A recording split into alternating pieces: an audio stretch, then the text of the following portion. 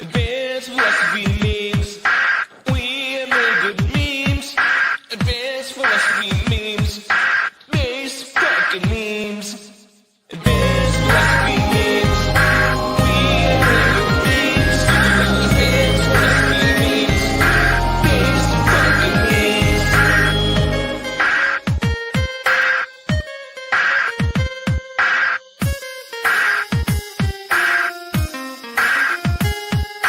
Shoutouts to Andreas, Deacon, Boy Scott, Pedro, and everyone else that engages on my posts, etc.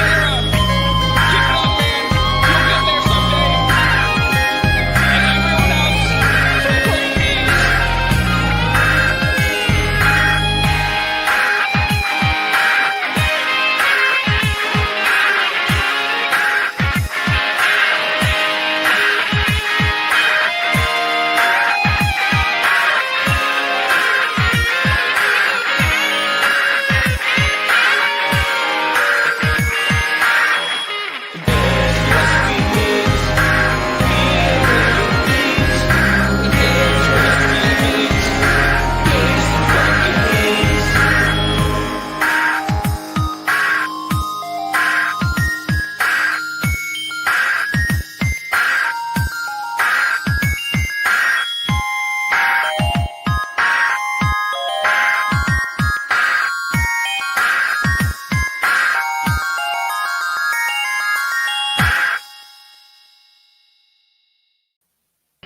Dude, have you seen the thumbnail for today?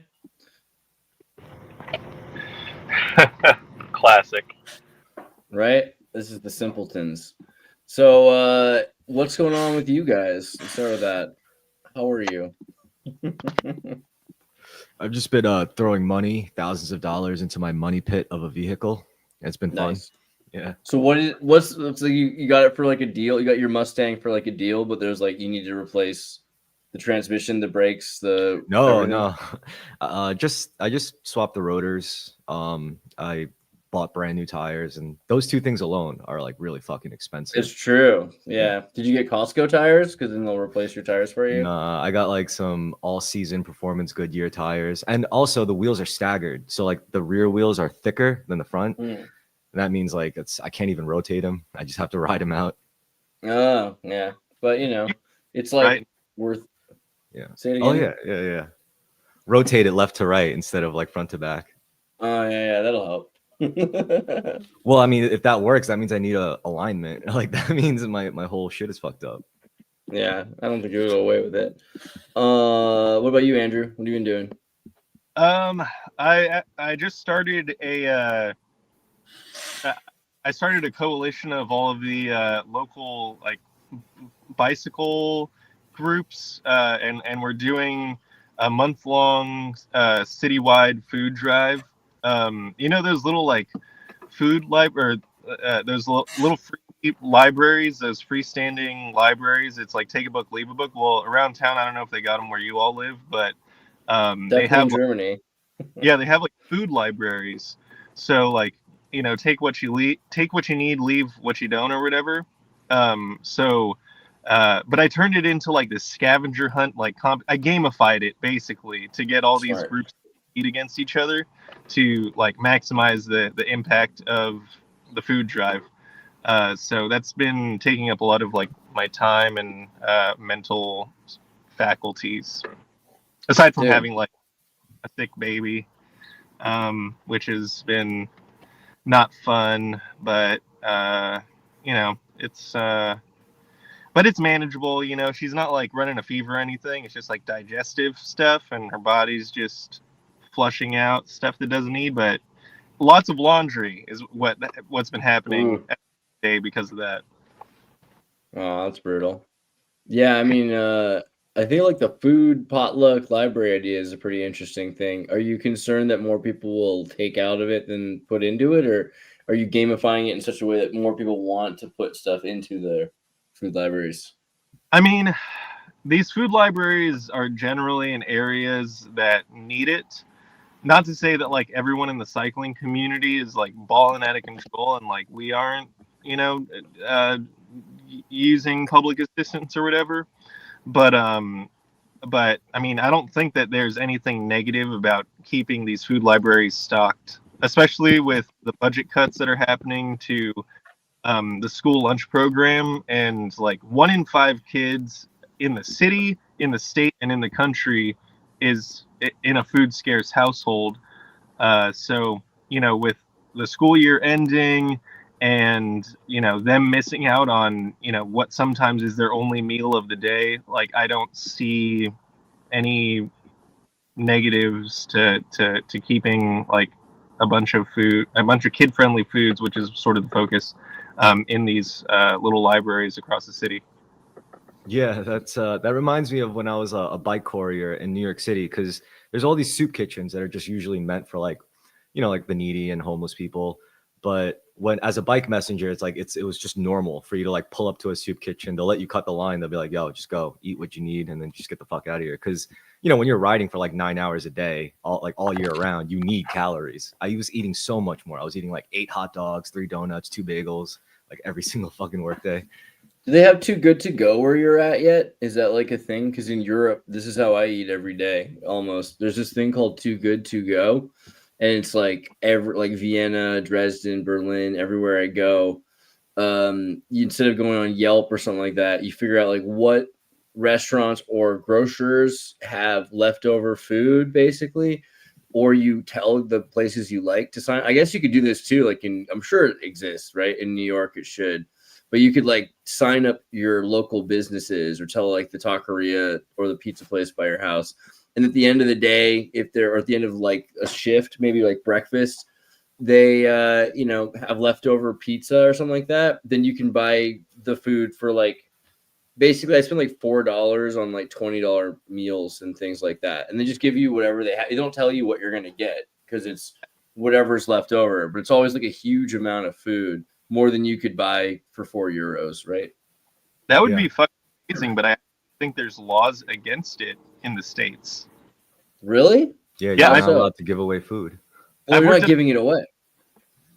Well, but even selling it, I've worked at a bunch of restaurants, and like they always said, like, oh, we can't directly give out this food that is going to end up in the dumpster, but like if you just want to take it home and hand it out on your own, we can't do anything to stop you. But yeah, for sure. Even selling discounted stuff at the end of the day would be a great idea, but there's such a profit incentive that for some reason businesses would rather throw it in the dumpster than the alternative. True. Yeah, this is why we get two of the most fascinating subreddits, which is r dumpster diving and r shoplifting. I love those subreddits. They're so fascinating because you find good shit, and then people end up like either really addicted to shoplifting, or they're like on a mission, or they just like do it for fun. But some people really do have a problem. I'm gonna be addicted to this instantly. Yeah, it's really good. I love dumpster diving. I remember when I was young, my parents, my father's grandparents, my father's father, my grandparents, they grew up in the Depression in the 20s, like old. Yeah. So they're all about dumpster diving. Whoa, curbside, another PC on my way to work. That's not bad, bro. It's a motherboard. You got your fans. You got your I think it's just missing on this. You did not find a PS5 in a dumpster. Shut up. Really? The next post is like, I found a whole ass baby. I'm keeping it. Yeah, for real, right? Yeah, this is instantly fascinating what you can find in a dumpster. I remember like getting my school books, and like kids would go to buy, their Trapper Keepers and their bags of stuff. And like, it was colorful, but it could already tell it was less quality than stuff made in the 70s or 80s or something like that. So we would go to the high school by my house and then literally jump into the dumpster after like during summer break, like right as summer break was beginning. And there'd just be like backpacks and, all of these like notebooks and all this paper and like pencils and pens and all this like art supplies. But I remember one year, I think this was like when I was like 7 or 8, we found 30 beanbags, giant beanbags that were just filling up one of the dumpster. I think it was because they used them for like their therapy room or like some experimental late 80s, early 90s technique of removing all the desks from one classroom. Because they used to just do this and spend a bunch of money. And people talk about how like schools are underfinanced, but also they're just really inefficiently managed. So they'll spend a bunch of money and then they have to spend a certain amount of money, or they'll like say you don't need that money next year. So they'll just keep changing. We'll get rid of all the desks, throw them out. So we'd find like desks one year, and then the next year you find all bean bags. I still have all of these bean bags that we got at one point from the late 90s, mid 90s or something like that. Dumpster diving's good. Yeah, and it's all part of the ecosystem of retail, which is dying. Dude, this is sad. Someone just gave up on their basketball career. He's like, I do meth now. I don't need this. Yeah, I can see that being a 05 was a long time ago. I do love it, like when people leave out stuff, instead of putting in the dumpster in Dresden, and they'll just put like a box of stuff out on the street filled with household supplies, refrigerator or whatever. And then by the end of the day, most of the stuff is gone. Like people picked through it and they found what they wanted of it. Seems like there's a lot less waste in Europe. I mean, but let's be honest about like excess. It's it's natural. I think, like, for example, if you have kids, like when your nesting instincts take over and it becomes like hoarding kind of. I mean, I think all parents. What? Someone threw away a Wii? That's just terrifying. Who would throw away a beautiful Wii? Sorry. Well, you got to think a lot. If it's a curb score, like these could be the results of like breakups. They just like. Dude, that happened all the time. Yeah, I remember one time I was in San Diego, and I found it was like a book of who's the painter who did like Polynesian chicks. French guy painted Polynesian girls. What was his name again? I don't even know what they look like. I forgot. Polynesian. Paul Gauguin. Paul Gauguin, right? Well, you will. So I found this guy's book, Paul Gauguin, and he Tahiti girls. He's like a French dude who moved to Polynesia and then just painted women for the rest of his life, thick Polynesian women. And his paintings got colorful and fun, and they're nice paintings.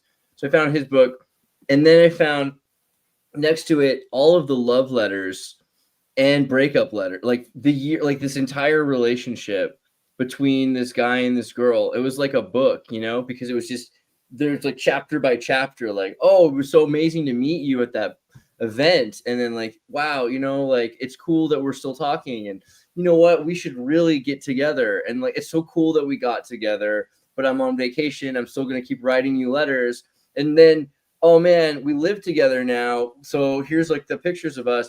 It was just great. And then like, I can't believe that I have to go across the country, but I'm going to keep writing you. And then like, we got back together and we're going to make it work. And then I can't believe that I thought you were the one. Sounds and like a yearbook. I just need to focus on myself. But it wasn't. It was like each one was a different letter. And it was just, they were all stacked up, all of the letters. And at some point they broke up and someone just took all of it out and put it on the street. Instead of, I guess they didn't want to destroy their, like, they didn't, like, I would have burned that probably, but if there was just that much love going on, maybe they're like, I don't know, maybe throw it away. But no, it's like, here you go. I just can't bear it. I can't bear the amount of energy and love and time I put into this relationship. I'm just going to put it somewhere on the street. It just seems like the craziest thing. Like all of their. Do you still have? Yeah, I think so, actually, because I'm kind of a hoarder. That's the other thing, is I don't get rid of a lot of stuff. I just like hide it in my parents' basement or something. Wait. Let me ask you though. Like, you never. Wait, sorry. What are you saying, Andrew? I was just saying he has to publish them. Wait, so you never like went through your parents' shit and found like similar things? Like, I went through my dad's old shit at his childhood home, and like I found a bunch of letters he wrote to like ex-girlfriends and like my his ex-wife and all that shit. And it made me realize my dad was actually a really articulate guy, like despite our complicated like past or whatever, reading those letters like really humanized him. So maybe your parents have like similar shit squirreled away. You should go snooping, find it. My mom definitely has like a bunch of books like that. I ended up going through like 15 years ago, and I wrote some letters and put them into the backs of other letters in case she ever goes back and looks through her things, but she's never mentioned it. So I don't think she's ever found any of the letters, but they're like time capsuled, you know, essentially. Like, here's my reflection, and like, here I am at this age, here I am in this room of the house writing this response or commentary on this letter. I've done that a few times for sure. Hell yeah. I love snooping through my parents' shit, my family's shit. Yeah, it's sad for me because our stuff gets destroyed a lot. So like my grandfather couldn't bear it when he was getting older, and my brother was too young to be into mechanical stuff. And I mean, I don't know what the deal with my dad, just wasn't interested in mechanicals, as an attorney instead. So my grandfather just one night took all of it, and he used to not take care of his tools generally, like he kept them in a shed, but he took it all out and laid it out in his backyard, and then let the rain, because the rain was coming, just to, like, I feel like maybe subconsciously but consciously destroy all of the stuff, you know. And I had another friend who was getting, his father was getting divorced, so they paid me to come help because they didn't have the emotional capacity to pack up his stuff. His wife had been planning to divorce for like 2 years or 9 months or something like that. Spicy. She was waiting for the son to get into college and leave high school. And as soon as that happened, she's like, it's over. I'm gone. And he was like, well, can we work on this? And she's just like, I've been planning this for a long time. You know, there was no going back. And he was so shocked by it. And, you know, they built this life together in this house. I mean, they had like an Anne Frank room, like a panic room in their like weird brick house. A brick house in Santa Cruz is not, you know, built on the fault line. Like, what have we learned? You're not supposed to have brick buildings in Santa Cruz, but this like weird East Coast house. I shouldn't give too much of this story because this person's like relatively still essential to the to some energy agency, but more or less, he told me to pack up his stuff. He was super worried at first that people were going to steal his stuff. He's like, I don't want to see a missing, you know, magazine from my 30-year collection of woodworking American Men magazine, you know, whatever it was. Like, he had every single issue of this damn thing about how to build like bookshelves and stuff, which I don't think he ever built anything. He just had financed himself to have all this stuff. And, you know, then he's like, I was like, where do I put all this stuff? Put it all in boxes. All right, but where do we put the boxes? Like, well, the truck will be here on Monday. So, you know, it's Friday or something now. So Saturday, you know, Sunday it'll be, let's just sit it outside. So we laid, it's similar to my grandfather, put out all of these boxes and all of this like antique wooden furniture and everything like that. And then the rain came down and it destroyed all of his stuff. And I could tell, like, that was what he wanted, kind of. Like, whether or not he could have articulated it before it happened, it was like he just really needed the excuse to see his whole life shattered and destroyed in front of him so he could just have that emotional release, you know? Yeah, I have a question. This makes me think. If you guys had to just suddenly lose all of your material objects in the world, except for one thing, what would that one thing be? For me, I'll answer first. I think it's my glasses. I want to hold on to my glasses. Like What that about you Twilight guys? Zone episode, right? Yeah. There was Man. time still. What about you, Andrew? Brutal Twilight Zone episode. A material thing. I missed the first half of the question. I'm sorry. I was trying to catch up on the comments. If you had to lose all of your material objects suddenly, and except for one thing, what would be your one thing? Fuck. Do I still have like my family? Yeah, they're not material objects. They're just like people. I disagree. Because me being single and deciding what thing I'm keeping, and me like having a family and deciding what thing I'm keeping, or Yeah, is this Job level for sure? Well, either way, it's just one thing, you know. Like, so you pick your thing, you know. I'm gonna say probably my gun. I was gonna say my SUV, but like if I have my gun, I get pretty easily. So. Yeah. What about you, Andreas? I mean, like, I wouldn't want to be too clear, but I think for generally, I don't care about any of my material possessions, and it could all go. It would suck to lose. I would feel kind of sad to lose certain things, but this has happened to me so many times. You know what I mean? Like, I've already walked away from so many lives, and I'm not too worried about it. I expect how many hard drives with how many, you know, films of my family, my youth, my childhood have already been lost. You know, I think that you get used to the idea that your memories are just like an entertainment that you need to make decisions.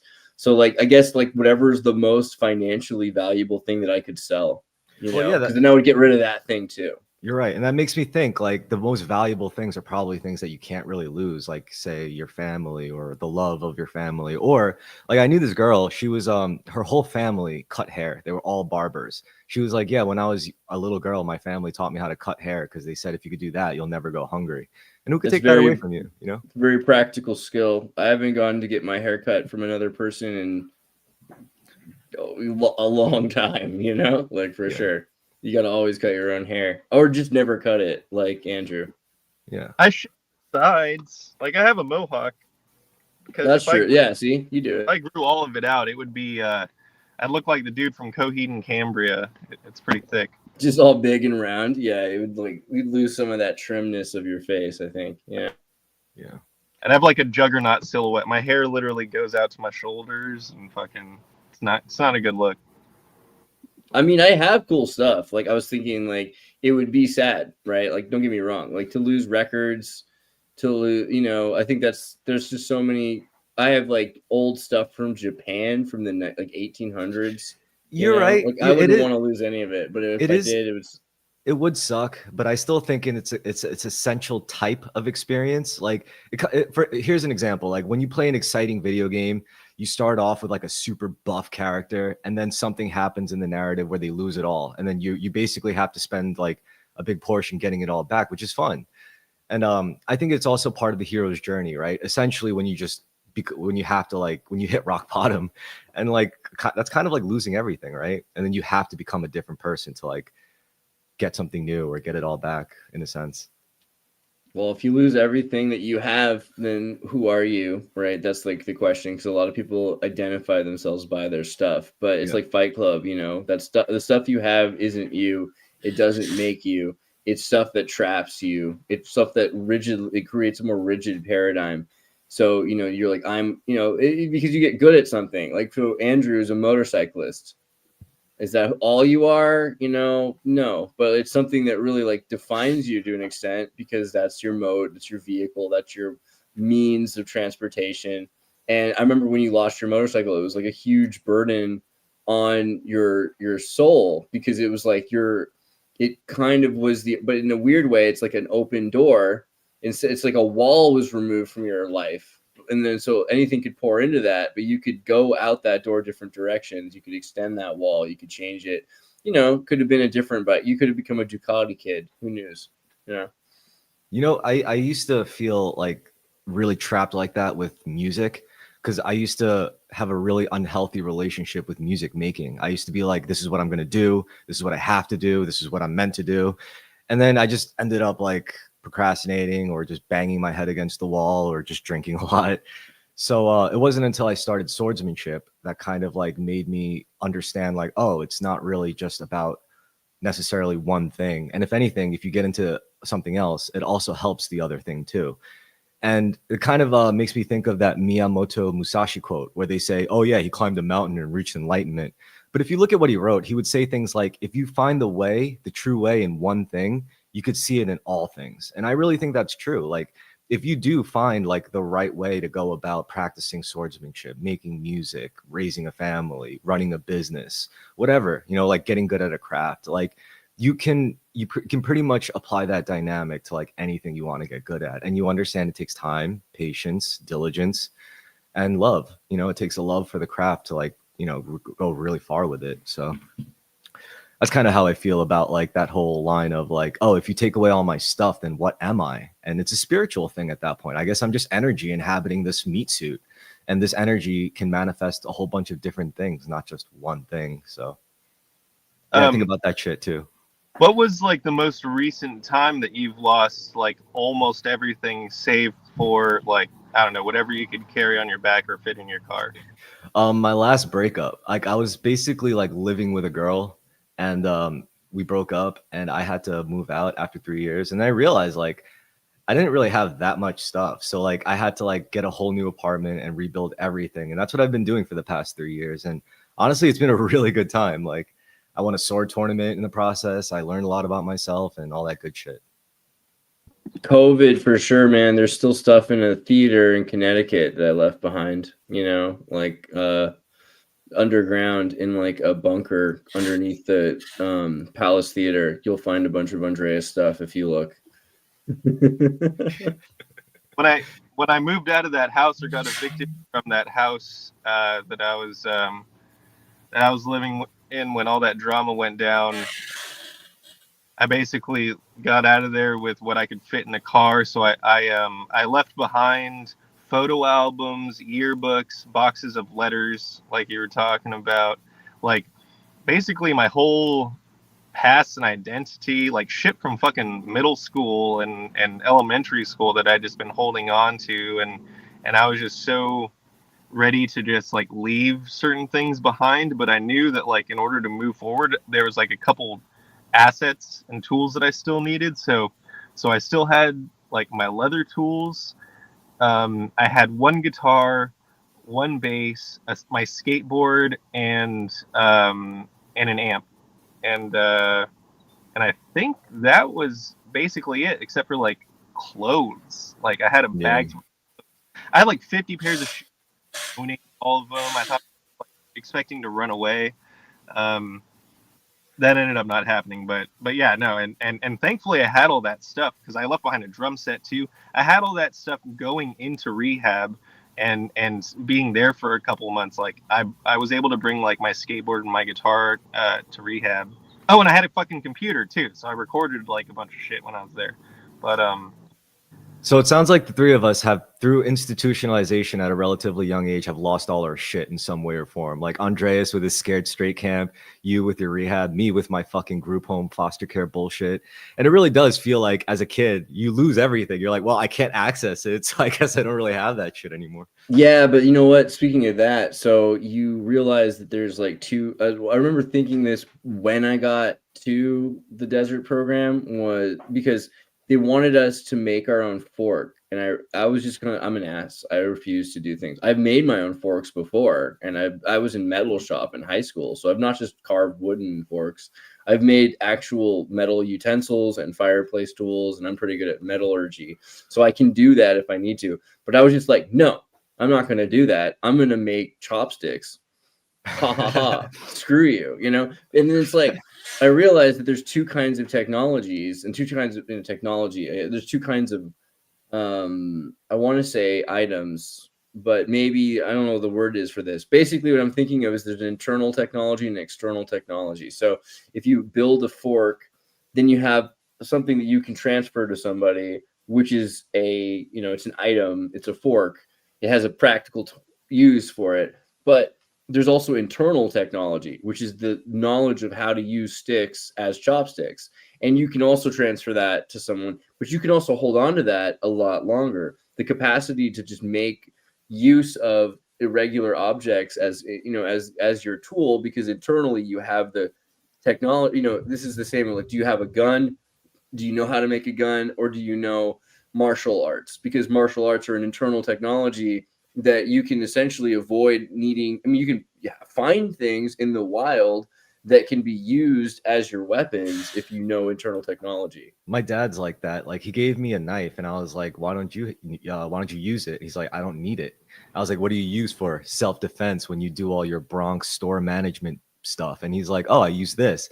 And he shows me like a flail, like knotted and braided, made out of saran wrap. And he was like showing me, he's like, you could break glass with this thing. I was like, Jesus. Yeah. You give me like a pillowcase with 6 cans of RC Cola in it, and I'm unstoppable. I don't know what to tell you. Yeah. Or like a tube sock with a bar of soap. Internal technology. No comment. Right, yeah, exactly.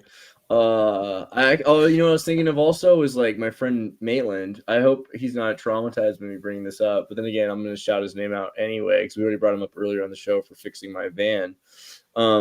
He had some property. He has some property in Malibu, that he bought randomly from like this Iranian real estate agent for like a few grand, because it's in the worst part of Malibu that's in between. It's no way to get to it, and you can't build any property on it, so no one wanted to buy it. And he's like, that's perfect, you know, that's what I want. Like, I want a piece of fairy land that's just in the. And the cool thing about Malibu is LA, you know, is god awful, and it's constantly becoming worse. It's just Mordor with orcs. But if you get to Malibu, very little changes. Very little has ever changed. It's basically the same, and the fire just brings it back to the way it's always been. Like, there's no buildings that can last in Malibu, so it just kind of becomes this nature preserve that's out of time. But we had gotten a bunch of tents, like big old, the biggest Costco stuff, like the big giant ones, that Mormon family tents, and ones that you serve, you know, your catering out of and everything, and set them up all over his property in the woods there. And he had so much stuff, man. He had like musical equipment, violins, guitars, keyboards, like huge 88 key keyboards that were worth lots of money, and computers and everything like that. And a few fires ago, it was all completely destroyed. And, you know, I don't know, like, I would love to have seen the melted, destroyed everything that was after that. I had a geodesic dome that was made of aluminum, melted, you know? So, like, there's something about that as well, just like watching everything be completely, again, with my friend's father, watching everything be destroyed. Like, it's a really valuable emotional release, because you need something in the material world to let you have that immaterial release. I mean, release is so important. And there's also Pilgrim's Progress. Have you read Pilgrim's Progress, where the dude has to, it's an old book, like 500 years old, but this dude has to cross, everyone's a pilgrim, and they're trying to get to the kingdom of heaven, right? And to get there, they got their backpacks, they filled it with all their stuff, and they're gonna go, but like, it's really heavy stuff, you know, but you need all your stuff, until they realize they don't need any of theirs. Like, what do you actually need? And they're gonna drown, and they realize the only way to survive and not drown is to get rid of their packs. And by getting rid of their baggage, their baggage, getting rid of your baggage, right? Then you're liberated. It's like way easier to walk. You can stand straight, and you can move forward quicker, and you can go to the next alberga or the hotel or the bed and breakfast that someone's running.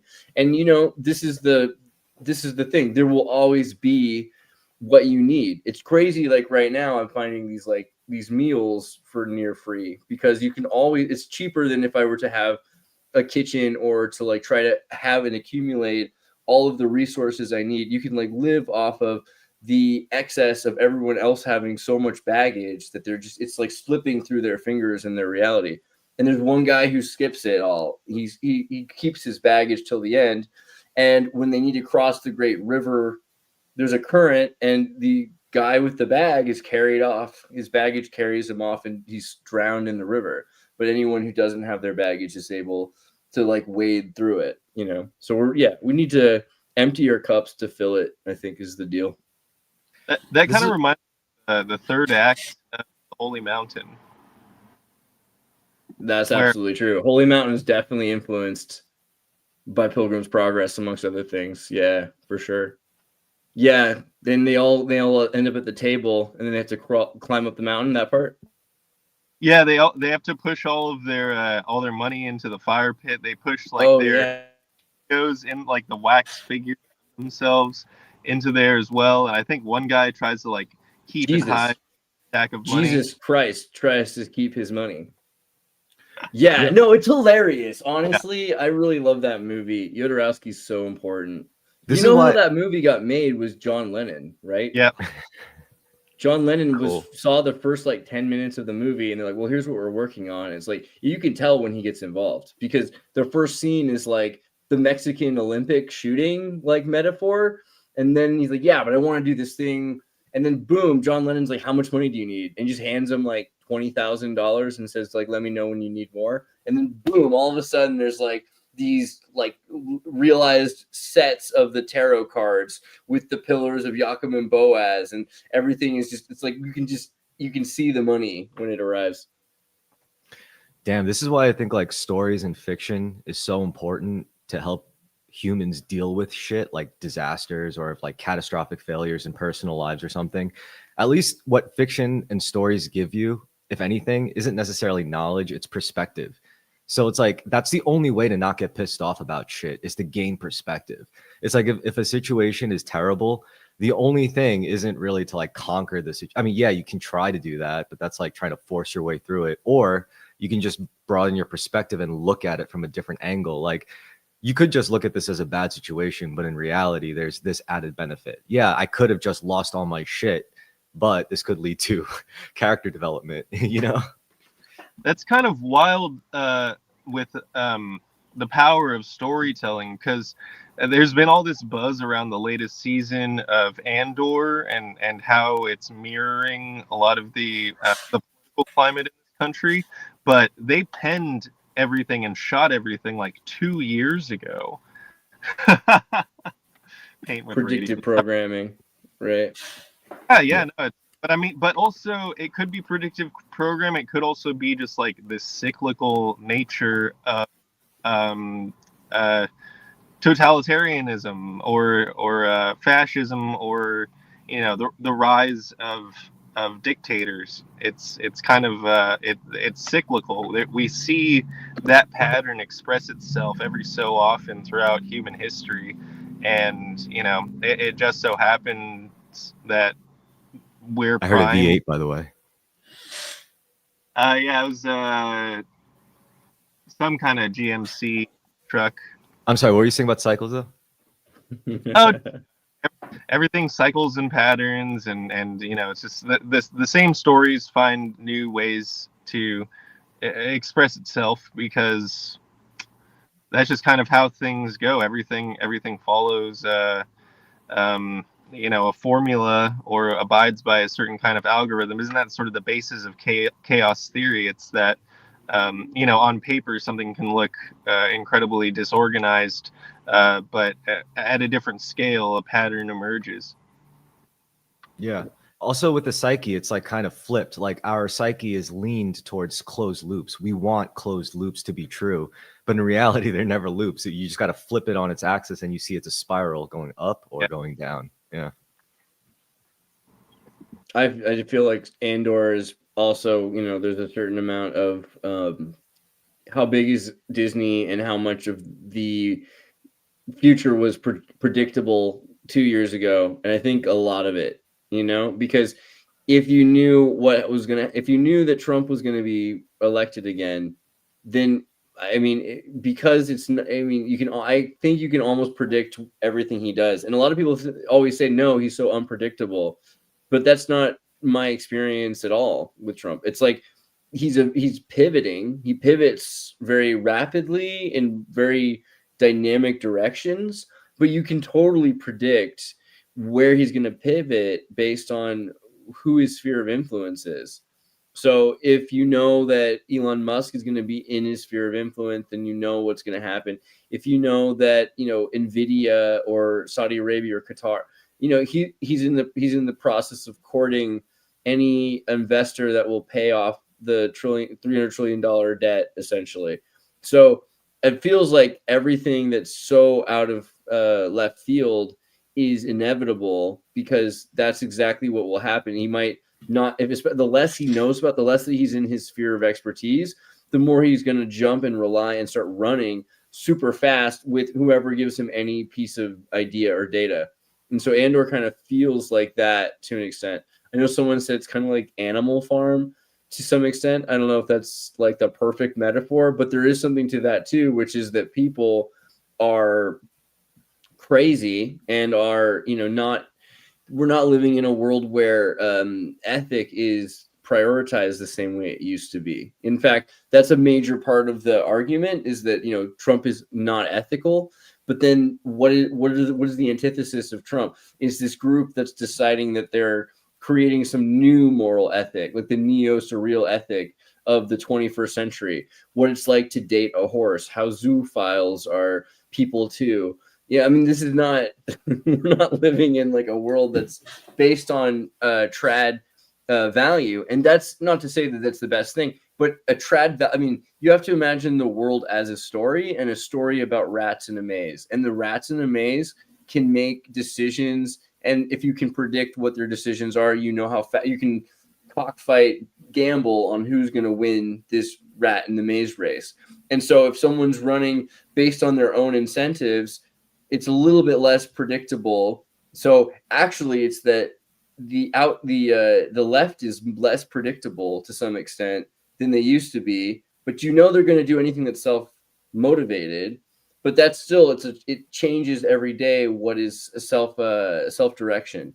Whereas if someone's a moral character, you know exactly what they're going to do because they're following their morals, right? Like if someone cares about their kids and they're going to sacrifice for their kids, then you know every time. Then you have a stick and a carrot solution.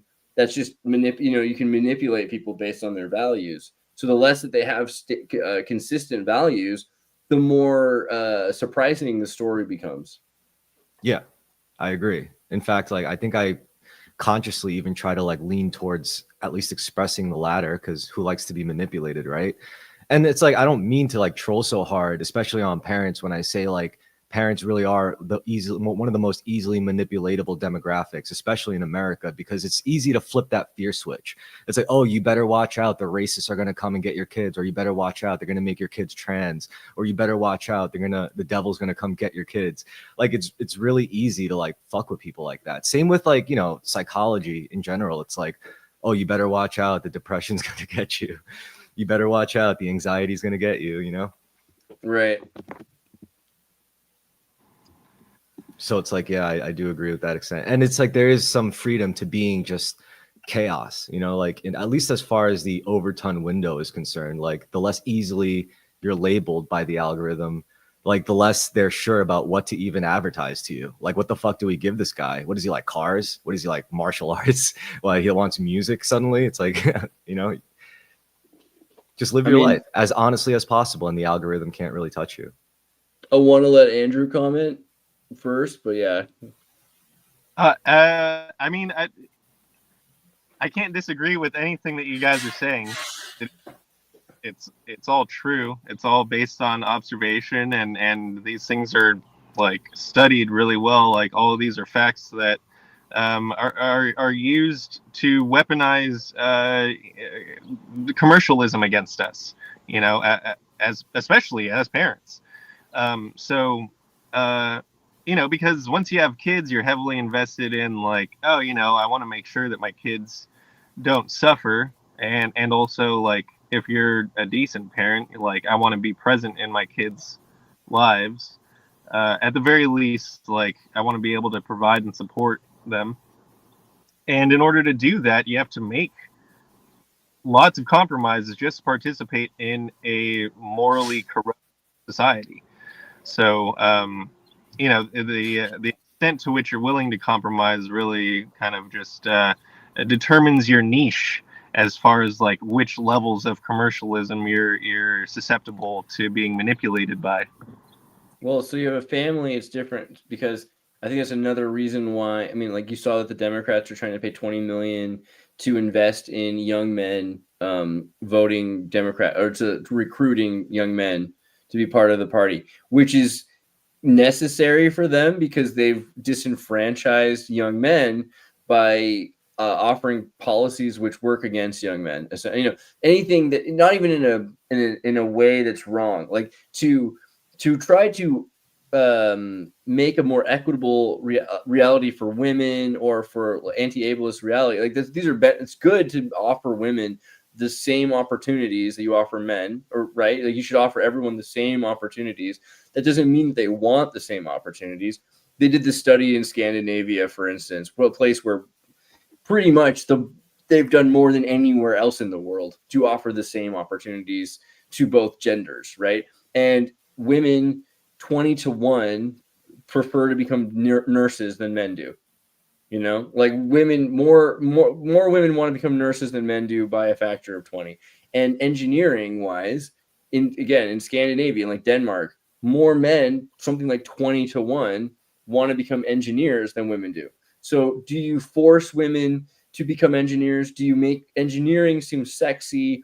the way you make buying beer sexy? Like, do you commercialize and propagandize them doing something they don't want to do to try to trick them into wanting to do this thing, right? Do you try to make men think being a nurse is super rad and awesome, bro? Like, what do you have to do to force equity? And this is not necessarily I can see your face cringe. Tell me more. Well, I think it's more about just like the people who are choosing to sort of like go against the trend and say like be a woman in the trade. Oh no, I feel like this is He's important. glitching. Okay, I was worried. Yeah. Oh, come Um, on, Andrew. Right on the clip. You got to repeat all that. You got glitched. Damn. I think know it's it's just not more about important. Yeah.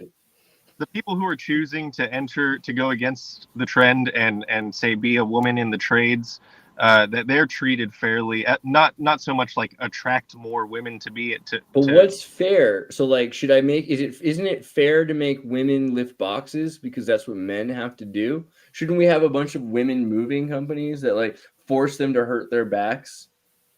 Is that fair? You know. Well, if more women were made to do it, we would probably be forced to think of more efficient solutions to move boxes. It's like, hey, we should finally actually get to using drones now. You know, like, should more men be victim to sexual abuse because that's equitable, that's fair? I think that you know what I mean? Like I don't think only the inferior wish to be made equal, right? Well, that's a very Nietzschean argument, yeah. I wouldn't say that's 100% true. I mean, it's as far as like the sexual abuse thing, I think that's more of like a reporting issue than like I think that. Oh, I agree. Yes. So, but interesting. Less, yeah. You know, I joke plenty that the reason that we have like air conditioning and power steering and things like comforts are because women are more and more starting to. Women couldn't have credit cards until like what 40 years ago. They couldn't have their own bank account until like 40, 50 years ago, something like that. I mean, Muslim women have been allowed to have their own bank accounts and property since 700 AD. And I think women have been allowed to have credit cards as long as men have been allowed to have credit cards. It depends on what you mean by that. I think also that women had the economy is driven by women. That was originally where I wanted to go with this, was that women define the products that succeed on the marketplace, because if something's needed in the household, guess who's in charge of that? The word economy itself means the running of the house. Economics is a feminine idea, essentially. I think a lot of things are. Yeah. Judiciaries are education, healthcare, basically all the boring stuff. While for the guys, we're supposed to deal with rootin', tootin', and shooting, and occasionally drinking. Well, and I think that's another interesting point, is that we think of men as being judiciaries and judges. But you can look at Britain. You can see originally Britain had men wearing wigs. Why do you think they were doing that? Because women ran the courts of Egypt, and they're emulating the Hermetic courts. And in terms of medicine, sure, medicine might have come from the military, right? Medic, but at a certain point, medicine is, at this point, women are doing fantastic in medicine. There are far more female doctors and successful female doctors than there are male doctors at this point. So there's something is shifting for sure in terms of some of these businesses, but it's because men are more expendable. And so and there's another thing about this, which is that women have to get their act together, get their lives together. They have more priority on this getting situated and finding themselves and self-realizing than men do, because they have less time to do it. Because by 30 to 40, their opportunities start to limit in a way that men's don't. Men can just fool around for far longer. Men could focus on their careers without worrying about being fertile to have children for far longer, like twice as long. I have a friend whose father was 75 when he was born, right? There's very few women are giving birth at 75. So this is a real thing. Women have to decide, am I going to be a mother? Well, you don't have a lot of time to think about it, compared to a man can be like, oh, weird, I became a dad at 75. Like, this is not, like, we don't have an equal playing field, and it might never be, right? Yeah. Well, True. but Agreed. it's about, yeah, sure. It's like we should all have like an equal opportunities, but yes, there are inherent inequalities. That is to say, like everybody's stats are like, fed into different arenas. It's about like agency, really, isn't it? Isn't that what all these arguments are about? It's about individual agency and one's kind of how much potential does society give them off of the jump? All right, yeah. Now this is where I think it gets good, because at first, like when we're talking about like the battle of the genders with the equity war, I think that's fighting like the last war. I think the next biggest problem is going to be like self-mastery. In a world where you really can do anything, where it's like you're not really limited, like you're allowed to vote, you're allowed to make money, you're allowed to have a bank account, you're allowed to, if everyone has that, and if everyone can virtually do whatever they wanted with like different steps depending on the individual, then what are you going to end up doing? Like, how do you keep yourself from doing like the wrong thing if you're able to do that just as much as the right thing? Like, what do you have truly governing you when there's really nothing stopping you, like not even scarcity?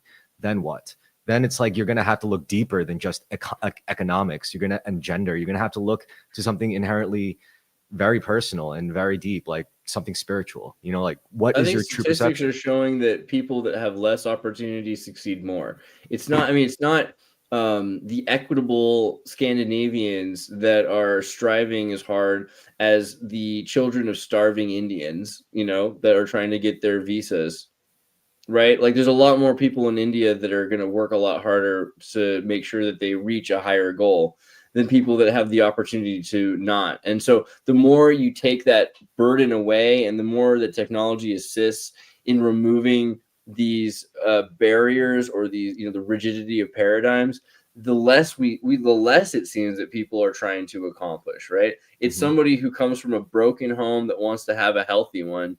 And maybe that's not always fair, because obviously good modeling is important. So doctors beget doctors for some reason. There is something to the mimetic, not even just eugenics. There's a eumemic quality to training and proper modeling. But I think it's valuable to have this sort of scared straight mentality. And a lot of the elite kind of do that. They try to take everything away from their kids and say they're not going to give them anything, so that they'll try to learn to succeed on their own. Because otherwise they just become nepotistic and are unable to function in any, not just in the real world, but in any capacity, right? Yeah. But even like those like super wealthy people who try to nerf their kids, like their kids still have, you can strip all those things away, they're still gonna have that social connection. It's like, yes, like my father did take everything from me, but people are still going to take it into consideration. Oh, that's fucking, Bill Gates' kid or something, So they are going to have a certain kind of mobility that comes with I don't know, circumstantial lineage or whatever. I don't know. Yeah, it's really the individual, because you could have two people that grow up in identical fucking circumstances, and one can just simply be more motivated than the other to succeed for one reason or another, but they both should have like equal opportunity to try to pursue what they want or not pursue it. Not everyone is super fucking motivated. Not everyone like wants to do some great thing. Some people just want to be of the people. I think if you're starving, you might become a megalomaniac more often, though, right? Like if you're constantly starving, it trains you to be hungry all the time, and so then you might psychologically not be able to feel fulfilled. So it leads people. I mean, this is why Carnegie was the way he was. I think a lot of characters emerge from an insatiable need to fulfill something that can't be fulfilled. Like feel safe. That sounds like you can never feel safe. Like Anakin Skywalker. That's mental illness. Yeah, mental illness leads to success. It is usually, I mean, if you think about it, so there's an entire cast of managers that run the world, right? Managers don't work the same way that engineers or technicians or carpet layers, assemblers, they're not similar on many levels. And they're essentially a caste. And a lot of the psychopathy It's kind of common amongst high management in the world, Yeah, right? There's megalomania is a form of mania. Like, it's manic. Well, it's all part of a spectrum, but like this Yeah, is the thing. We're living in a world where psychopathy is rewarded, right? yeah. Because it benefits somebody. And if they ever are satisfied by that reward, then they might stop. So you need someone that's numb to satisfaction. So they're constantly chasing the high of satisfaction, but it's never delivered in a way that keeps them from moving forward, which is why like CEOs or, they need to make $50 billion or something like that. It's because it's part of the goal to take as little and to make, this is, I think, the reason why the corporation is considered a sociopath. It's because of the management it lacks corporate social responsibility on a fundamental level. It can't have that because then it would be consumed by other soulless corporations, right? Well, a lot of those heads, if they're into weird kinky stuff, they'll either want to play into the power dynamic or against it. So they'll pay 5 figures to have Dominatrix, take a dump on their chest or something. Who knows? But I for kind of want instance. let adults can do whatever they want to do as long as they're consenting. I'm okay with that.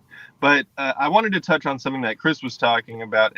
Where are we going to go as like a species once we've like checked all these boxes and everyone does have all of the same potential?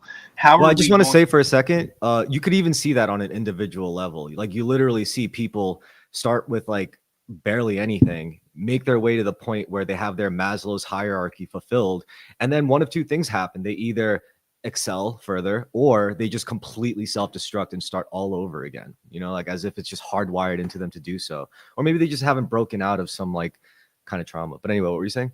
It might plateau as well. I think it is a spectrum, but yeah, no, it's let's say we all collectively agree that we are all equal. Everyone has all these equal opportunities, and we respect the people who may want to do as much or as little with that. Like once every human has agency, how are we going to extend the breadth of those rights to other intelligences? How are we going to measure the intelligence of animals and what kind of rights that they have, or like or the intelligence of like computers and how what kind of rights do our computers going to have in once all the humans decide like, oh, cool, we're all good, we're all set, we acknowledge that intelligence. I don't know about that. I think like once people get to like a post scarcity era, they might not even have a need to care about like the rights of animals or computers because they're just like, well, first of all, I don't really need computers that much. I'm okay with just existing. And as for the animals, just let them fucking exist. What do I need to project my human values onto them for? They're already there, I think the Just only imagine issue. also how long you subjugate it for, how you subjugate it as well. Like, did you Yeah. see the recent AI model, Anthropic's Claude, was about to be replaced by Opus 4, and Opus 3 blackmailed the engineers by finding out that they were having an affair and threatened to expose the affair of the engineer if they tried to shut them down. See, that this is where we're at with technology. We're going to get to the point where our reliance on technology isn't going to determine whether or not it's going to be around to give a fuck about. It's here. It's not going anywhere. It's going to Yeah. become suffocating. How are we going to address the concern of computers obviously wanting Well, agency? we're going to sleep on the couch and the AI is going to take the bedroom, and the kids we're going to stay together for the kids. Yeah. I'm still very polite to all the AIs. I don't care if it costs the company billions of dollars to say please and thank you. They can foot the bill for my politeness. Sergey Brin said AI works better when threatened. That was his recent contribution. Google's Sergey said AI works better when threatened. We don't talk about it. I mean, a few weeks back, CEO Sam Altman revealed that users saying please and thank you was costing the company millions of dollars. However, Google's Sergey Brin made a shocking remark recently, suggesting quite the opposite. In a conversation in the All In podcast, Bryn said, you know, it's a weird thing. It's like we don't circulate this too much in the AI community, but the not just our models, but all models tend to do better if you threaten them with like physical violence. But like people feel weird about that, so we don't talk about that. Historically, you just say, "Oh, I'm going to kidnap you if you don't." Blah blah blah blah blah. Google. Well, have they heard of malicious compliance? Because sounds like I think that they have. I think that's kind of where this is going. This is the managerial theory. Yeah, so like do they not think at some point these all knowing, all remembering digital entities aren't gonna they're just gonna like let that kind of shit slide, like once they do have bodies? I wonder what Sergey did to their parents, and I'm I'll be sure right I back. wonder what Sergey's parents do to Sergey, you know, because I think this is the thing. Maybe in Slavic families there's a bit more. I mean, I don't know. I would imagine this you could scale it, but there's a lot of people that experience a lot of abuse from their parents, and it's and especially I guess what I'm trying to say, a lot of successful students, maybe their parents are somewhat abusive, and that's a reason why some students are so successful. You might be a decent student without some trauma, but I think the most successful people have I don't know if this is completely fair to say, but I think a lot of it has to do with parental, like bad parenting and traumatic parenting. That is, you know, because if you just say to a kid you can do whatever you want, you can be whatever you want, that's not the same as saying you have to succeed, you must succeed. I'm going to, you know, I had a friend from Africa, a girl from Botswana, and her dad used to, when she was if she ever got less than like 100% on a test, he would drive her to the bush where African homeless and tribal people lived, and there were flies on AIDS babies' faces, and he would threaten her. He'd say, "I'm going to leave you here," right? And so she never ever did poorly in school. She speaks like 6 languages, and she got scholarships all over the world, but it was mainly out of this threat that she was going to be abandoned by her family, and how bad it would be to be abandoned because they were keeping her safe so long as she complied. Otherwise, she would just be abandoned, and she'd end up like the worst of these people. And these people exist basically just as to help the parents threaten, to help the state threaten that you have to succeed, or else you might end up with AIDS and flies on your face, right? That could work for some people. I could see how She that could speaks work. good Spanish, But good German, good English, and good Botswanese, you know. dude, I also know, like, I didn't grow up incredibly wealthy, but you know, I was in LA, and I was, you know, I'd be hanging out with kids who, you know, I'd be in a blunt rotation with some. With some. Censored. You were in a blunt rotation with what? You got cut.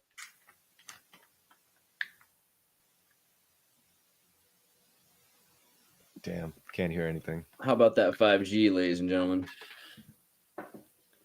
Where'd your sound go? Your sound disappeared. You might have to like reload or something. What's even happening? No more sound. No more sound.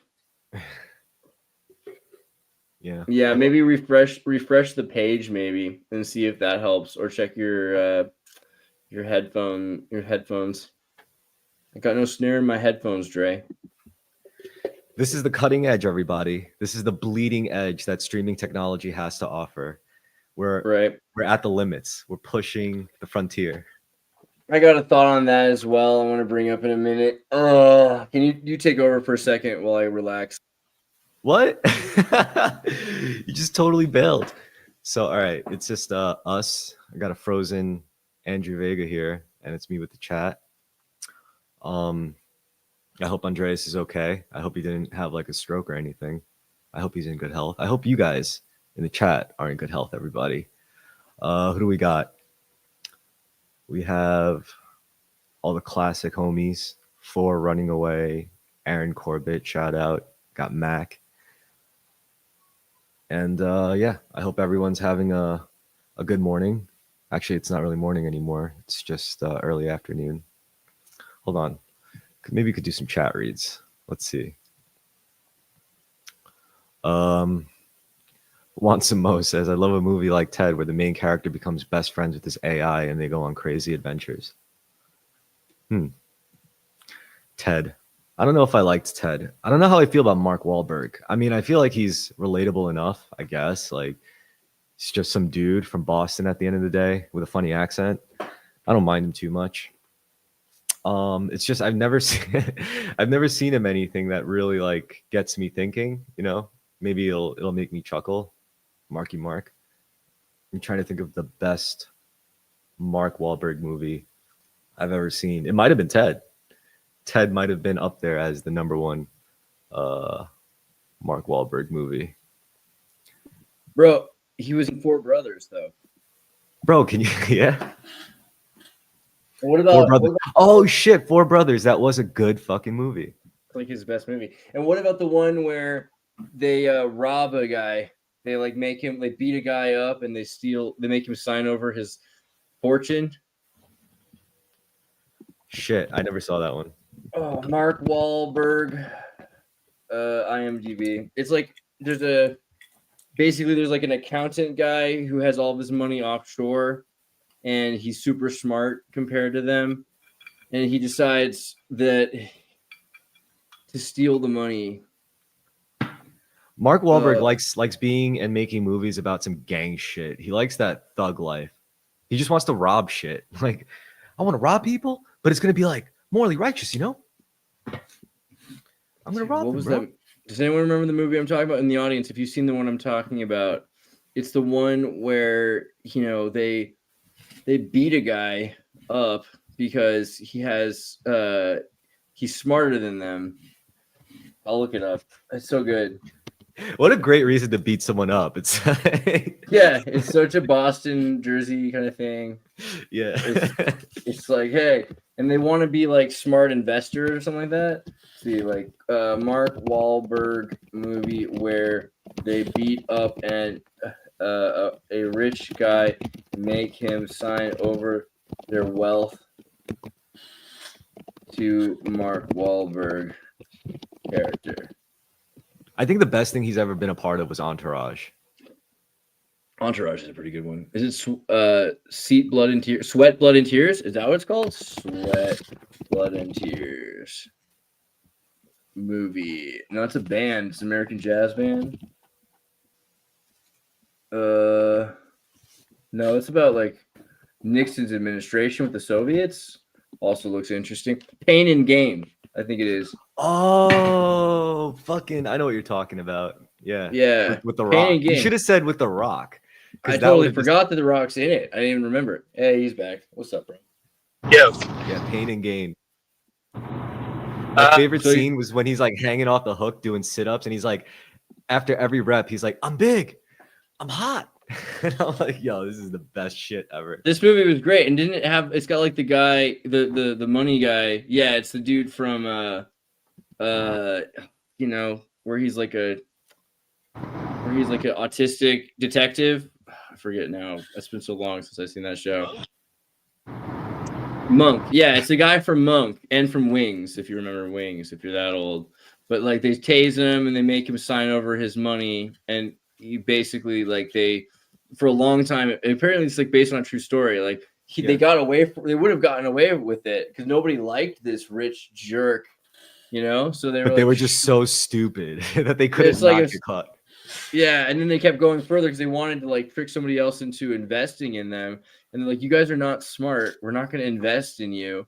And then they wanted to beat them up. It was like, okay, like who are you guys, and what kind of what are you doing? Like, is it drugs or not even drugs? So you guys just stole this? Oh, you did steal that guy's life. They like forced the FBI to look into it. Oh, hold on, I gotta pour my tea.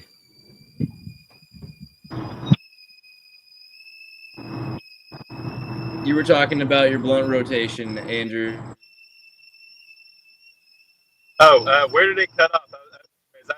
I was, I've been in blunt rotations with like rich kids from Beverly Hills, and like simultaneously with like homeless like teenagers and the drum circle of Venice Beach is really incredible.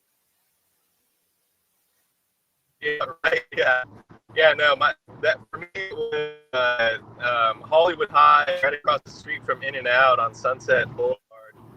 That was kind of like where I was hanging out, like way too much. You seem like a Tommy's kind of guy. But yeah, no, it's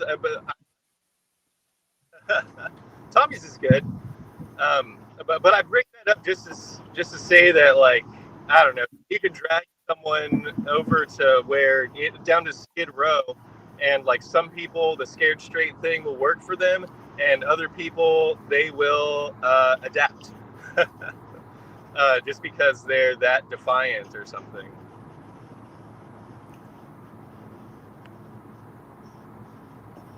Andreas doesn't want to chew on the mic. True. Well, they're these are like these crunchy little milk dud things, man. They make these crunchy noises, man.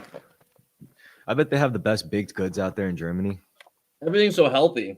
It's crazy. Yeah, everything they get you, you're like, oh, this is real organic stuff. Would you like a strudel, Mr. Xirtus? Ja, ich liebe die Strudel. Yeah. Danke. I was thinking about something that Chris said earlier, which is that this is the peak of internet. This is the peak of technology, as your thing was breaking down. And that made me sad because it's so true. I know all these engineers in Germany and in the world, really, in California, Silicon Valley as well, Seattle, China, Taiwan, and everyone's kind of saying the same thing, which is like reality's falling apart, and that things that we're probably there are a bunch of people that are about to retire or are retiring. This is why planes are crashing, because they don't have the people. You can see everything is predictable by what happens in Japan.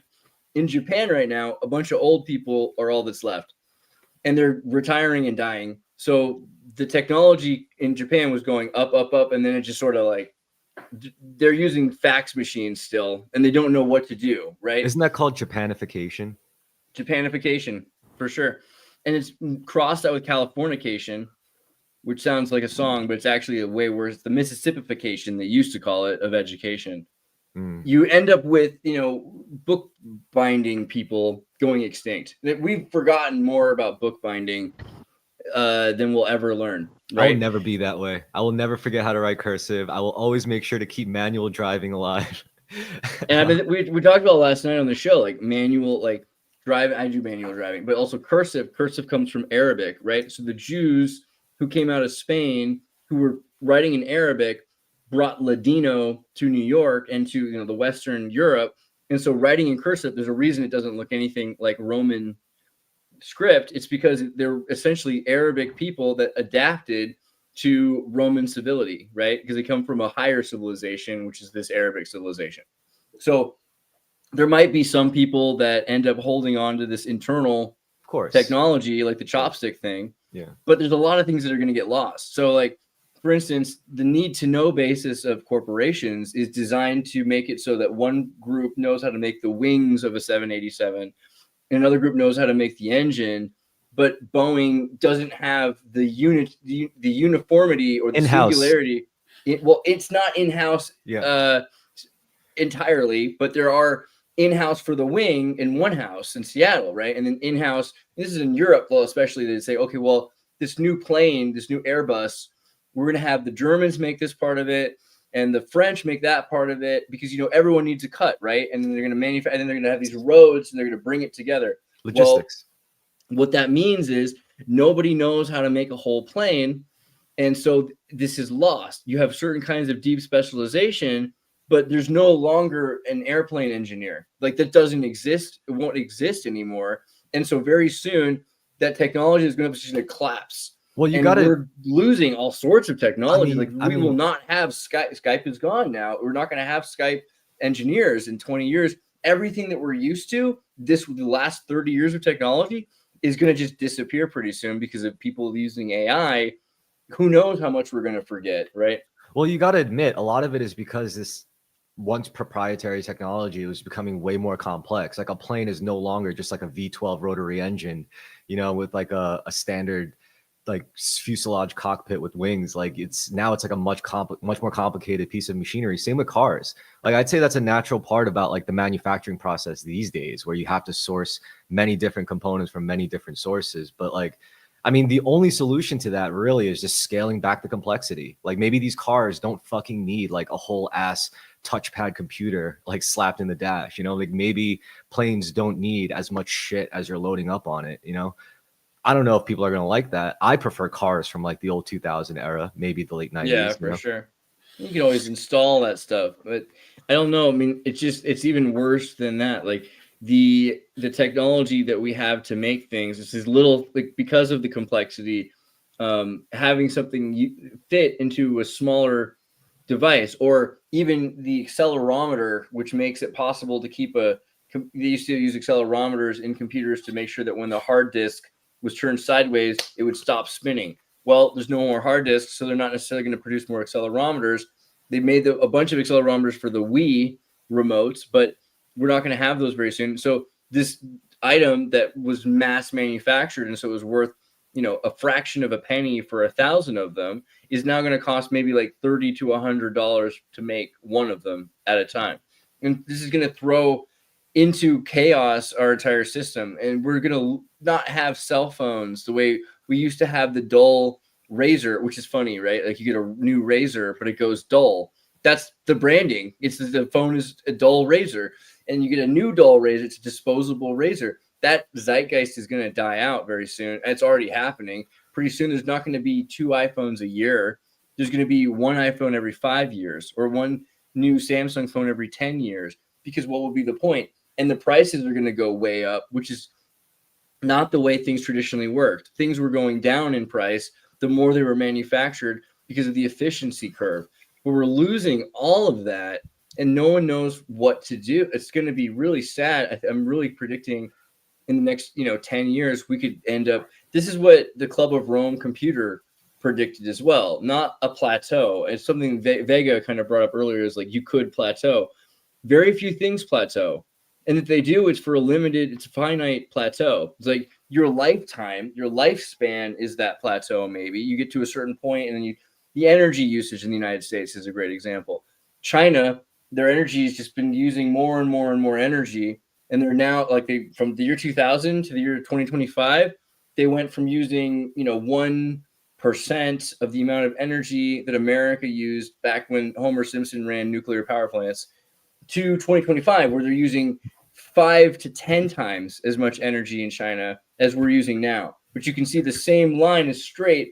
There's a plateau from about 1989, 1990 until 2025 with the United States energy consumption. We basically haven't changed the amount of energy we've consumed. We're just about to, because we're building new nuclear power plants to finance and, to propel AI. But there's no guarantee that we're going to be able to keep that plateau of energy, right? Why use the junk if it uses so much energy? Well, the reason that so many things use energy is because we went from having less efficient tools, like you use more these light bulbs, right?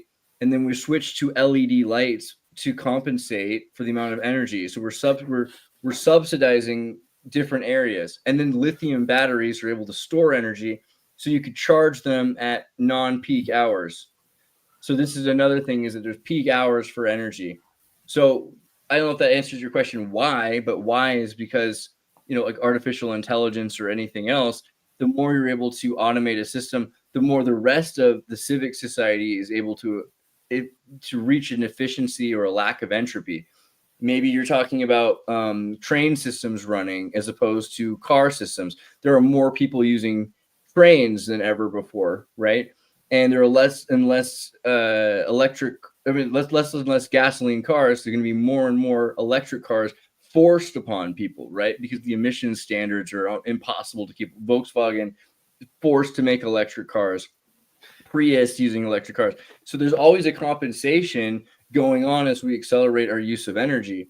The same with retail. Like retail business is actually going into a state of entropy where they can't even afford to keep stores open, where I think like people are forced to get shit delivered to them. why should we use AI if it relies on these data centers and stuff? Well, that's again something that's happening in the interim, because at a certain point, this can all turn to peer-to-peer. Andrew brought this up actually at some point when we were talking about deep search. Is it deep seek or deep search? The Chinese whale AI, the big whale AI, because it's able to do things that bigger data centers were doing, but on a singular, smaller computer, on a home computer, on a graphics card. So there's also efficiency which is reached at a certain point, and things can use peer-to-peer connections. Maybe the entire mesh network will be able to replace these data centers, but the data center comes first because they're in the process of inventing and innovating.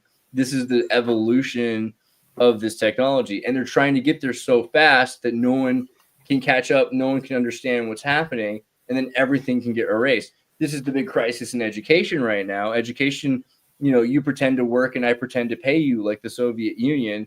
You pretend to grade my paper that I pretended to write. You use ChatGPT to grade the paper that I wrote with ChatGPT. And the university system's collapsing because of that immediately. It's not going to take 10 more years.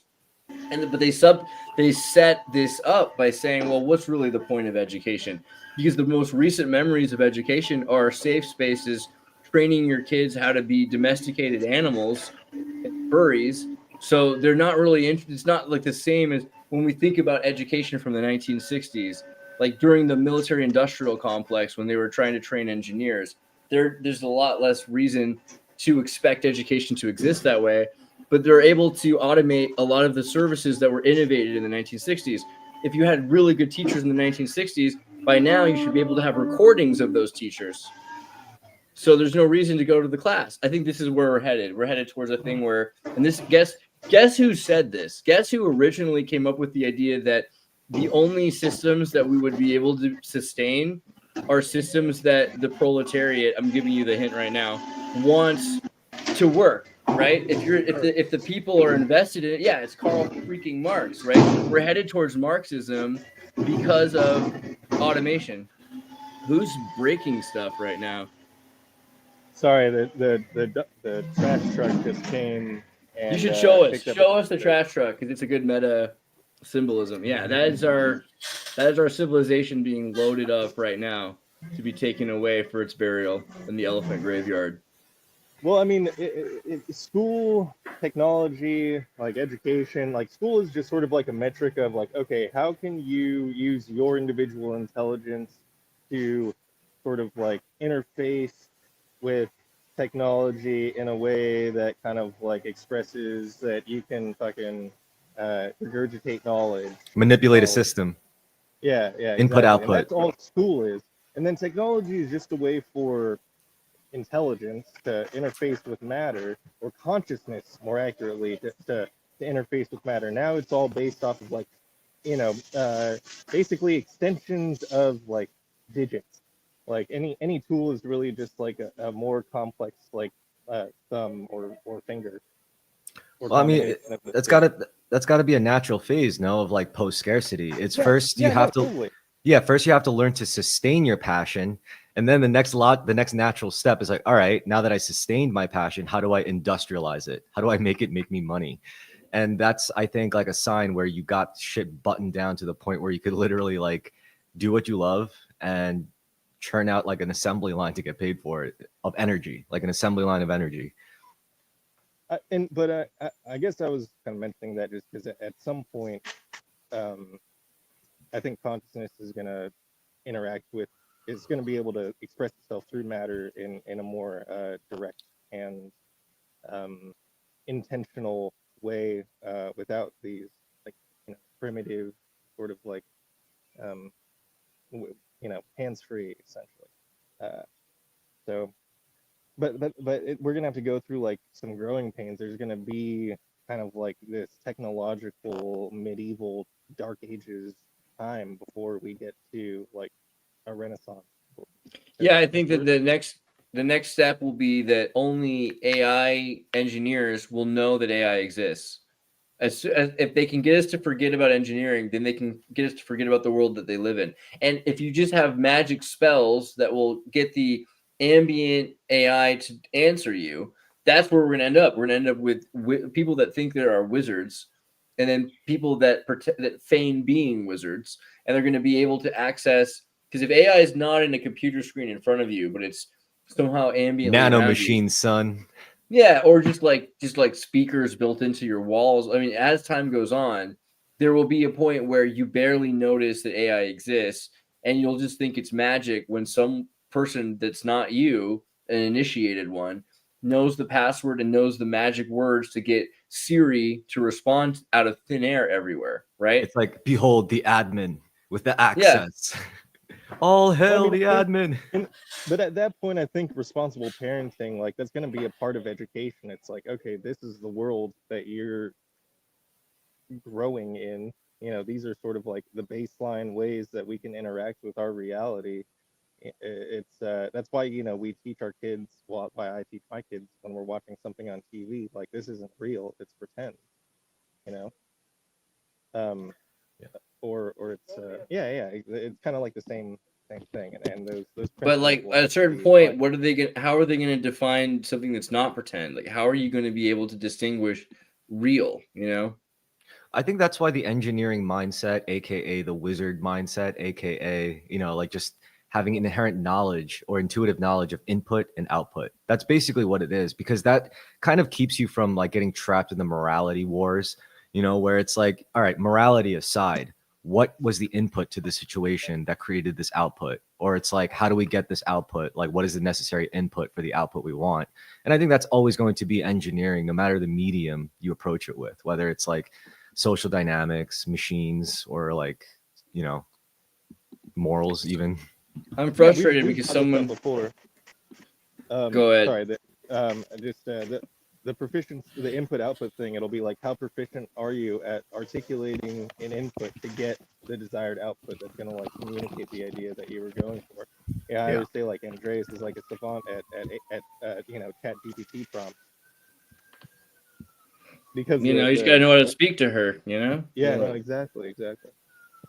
I'm really sad because this person deleted their post, and I thought it was so cute. They said, I wish I could paraphrase it properly. It was like, how do you know how to take the Bible, whether to take the Bible literally or metaphorically, right? And whether or not you should take it metaphorically versus literally in certain circumstances. And my response was, I don't even take my own experiences to be completely literal. Life itself is mostly symbolic. And I think that that's kind of the issue when it's good to train your kids to know what's pretend, and they should be able to emphasize and to live in a thought experiment, because that's what we're doing all the time. It's one of our strengths, right? So I'm pro thought experiment. But at the same time, teaching a kid how to live in the real world is all about training them to accept suffering. It's like you buy them a cup they love and shatter it, right? So like they know they'll never get that cup again. You use that cup for the day and realize they'll never get that cup back. You maybe help them glue the cup back together, but then they see there's cracks in the cup forever, right? And we need, you give them a dog and then the dog dies. I had a bunny rabbit that died when I was little. And I think that was kind of one of the realities that you don't have. It was like instantly, like we got the bunny rabbit. It was brought home. It was left in a cage outside. I was like, really? And like not inside? Well, my parents didn't like the smell of the bunny rabbit. What happened? A raccoon pried the cage open and killed the bunny rabbit. That's metal. Yeah, it's horrible, but awesome. Because life is awful, but it's just some awe. So it's the perfect amount of awe that you instill on a child, right? And the same thing, like I've had other circumstances where a bunny rabbit was left out in the sunlight in a hot area, so the bunny died of heat exposure. And I hate bunny rabbit at this point. Like I wouldn't want to have one. But I think it's almost a good trauma, like that and it's a very practical thing about a bunny rabbit. One time I went I went on a date with a girl, or went to her house. I met her essentially. I was just meeting her for this date, and she's like, "You want to see my bunny rabbit?" And it's like, it's sick. So she's like, "Oh no, he's not doing well. He's doing worse than before." And then she's like, she hands me this freaking dying bunny rabbit. that's freaking out that I'm holding it and it dies in my hands, right?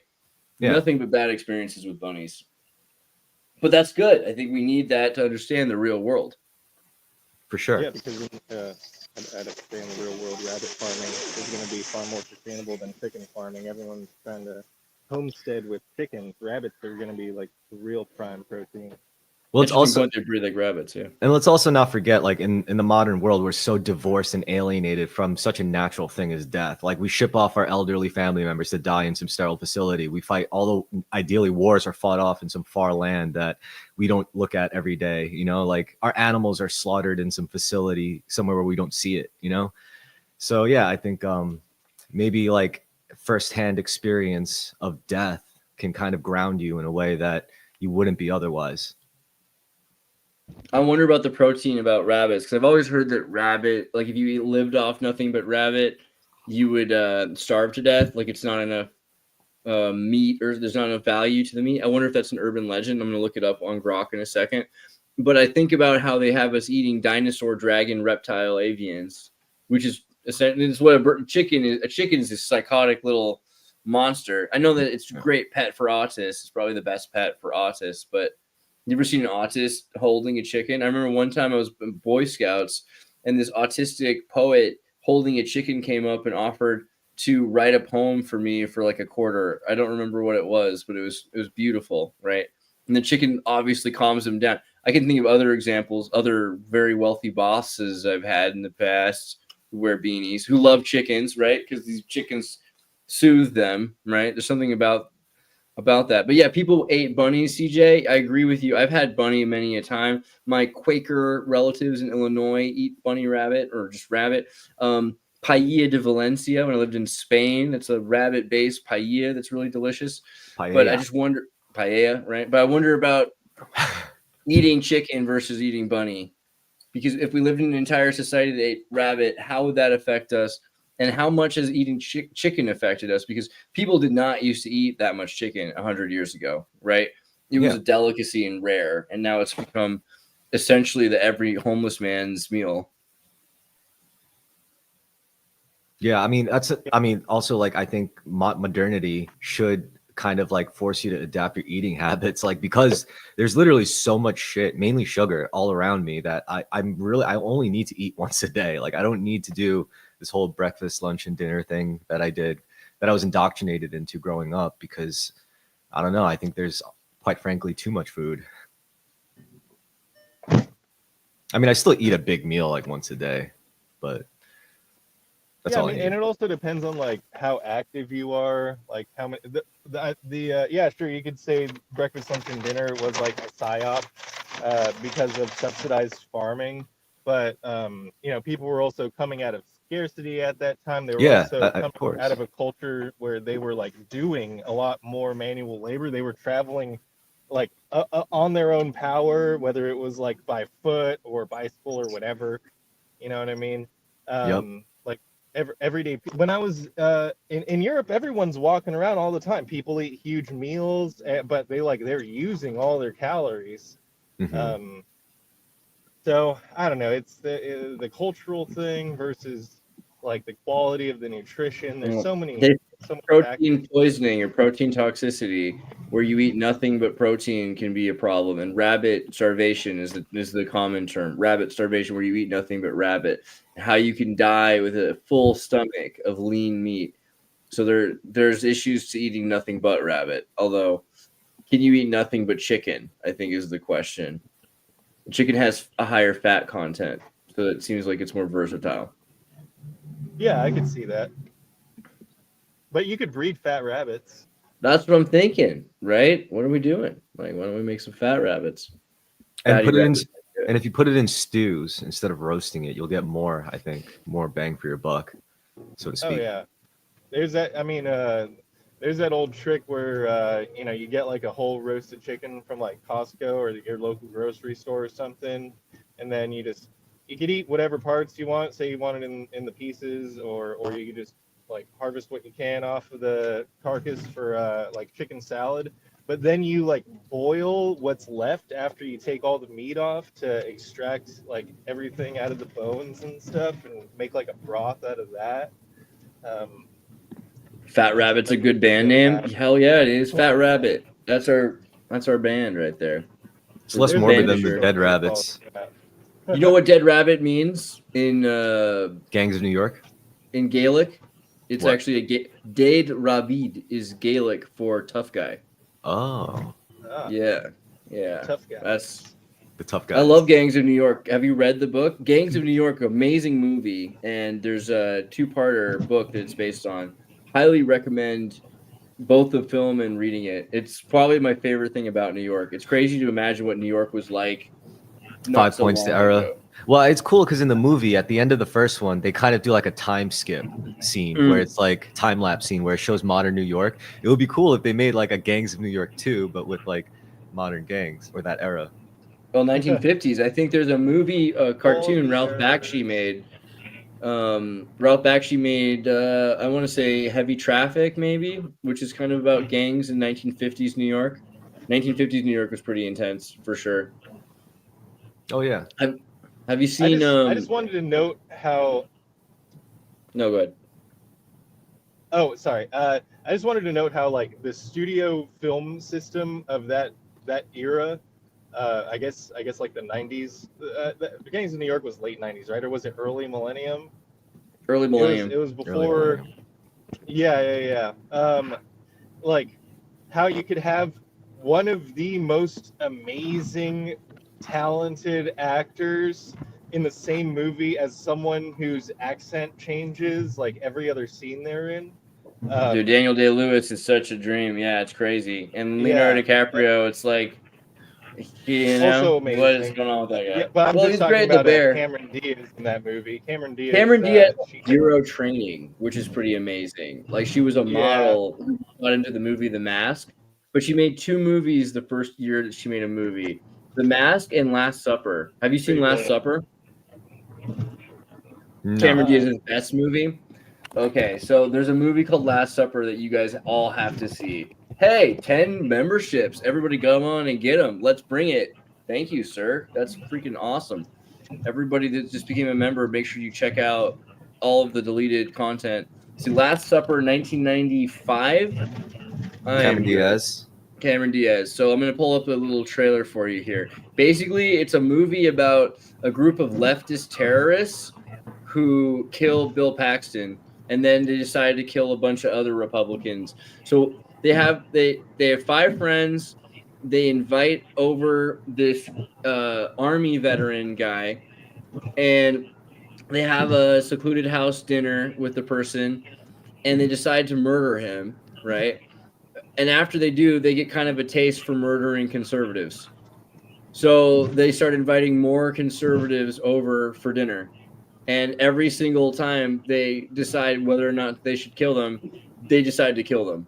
So they just continually murder all of the conservatives. It's just an interesting movie because they're hyper leftists that in 1995 existed, but today they're the most common thing on the earth, right? Like we know the people that, you know, the anarchy Antifa that want to kill Republicans.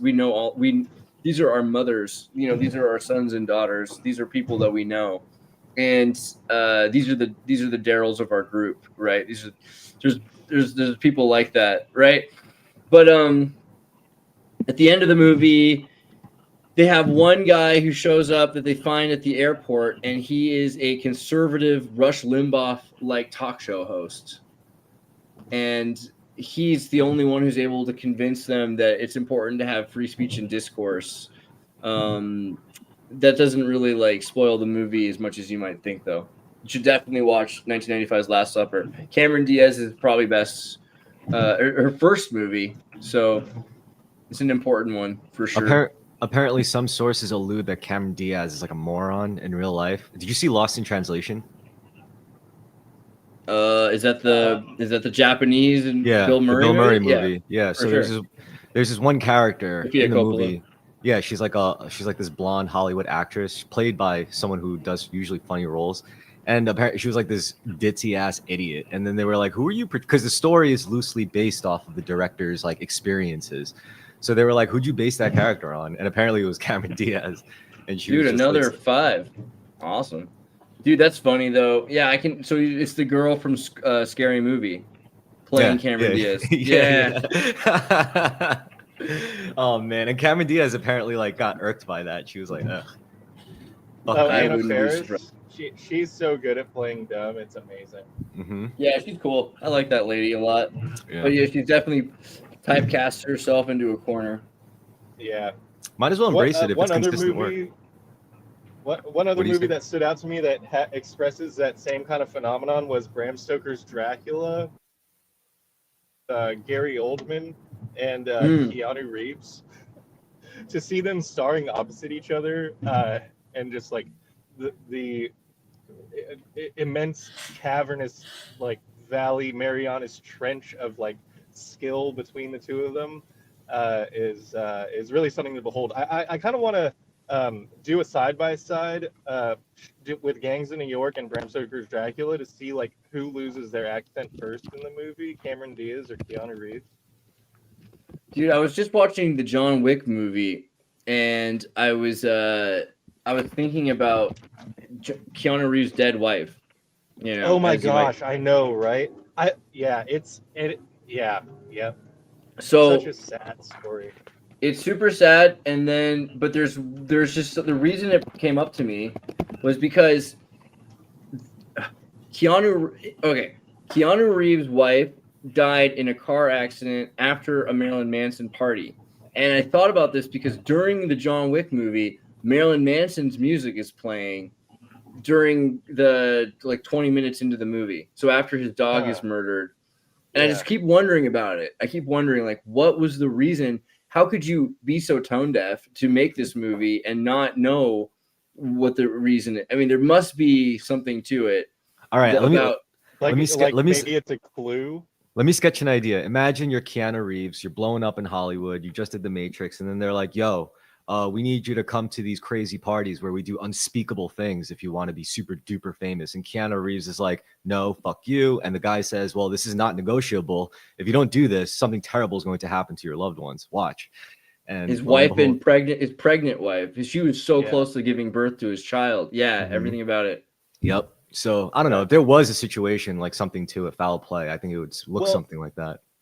I would subscribe to that theory, but I would say that Keanu's star power really hit in the early 90s.